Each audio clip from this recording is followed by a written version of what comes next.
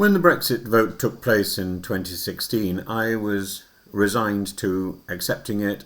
I shrugged and said, well, let's make the best of it. I continued to say that for as long as I possibly could, but the fact is we haven't made the best of it. The Brexit vote was not a sovereign awakening, it was a self-inflicted wound.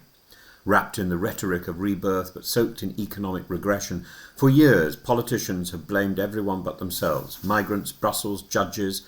But now the consequences are too obvious to ignore. The rot is structural, and frankly, and finally, the city is beginning to say it out loud. David Solomon, the CEO of Goldman Sachs, has delivered what ought to be a thunderclap in Whitehall.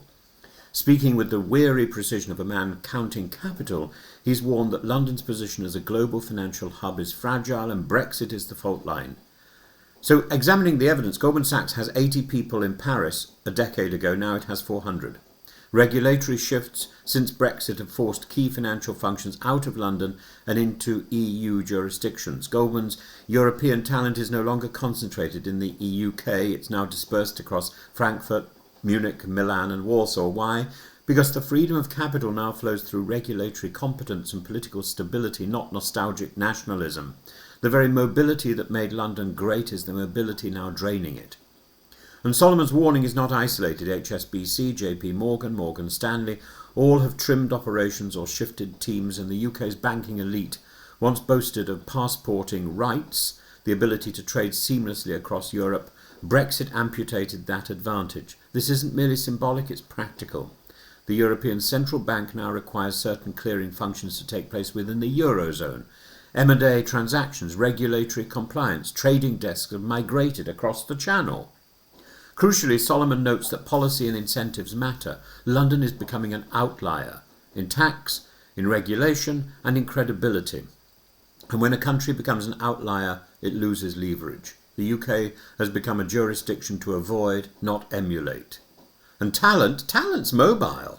Brexit made Britain immobile, and worse, it fostered a policy culture of suspicion and regression. EU nationals left in droves, visa barriers grew. Now the UK has fewer European scientists, fewer top-tier graduates, fewer international collaborators. Solomon again, if you don't create policy that keeps talent here, that encourages capital formation, you risk losing it.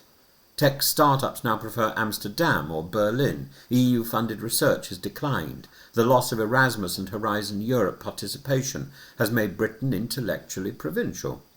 Whitehall remains stuck in a delusion that slogans can replace substance. Take back control gave way to take back bureaucracy. And Solomon struck a more personal chord when he referenced the growing sense of economic fragility. He spoke of sympathy for Chancellor Rachel Reeves, but sympathy will not stop the hemorrhaging of talent. Tax hikes on high earners, removal of non-dom privileges, fiscal policy shaped more by populist optics than global competitiveness.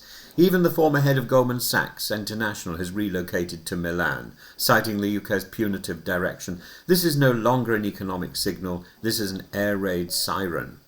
And Labour's intention to tax the wealthy into staying is as foolish as the Conservatives' belief that cutting migration will raise productivity. Both approaches ignore the actual mechanisms of global growth. And Brexit was sold as a great unshackling. What it delivered was reputational decline, talent flight, institutional weakness.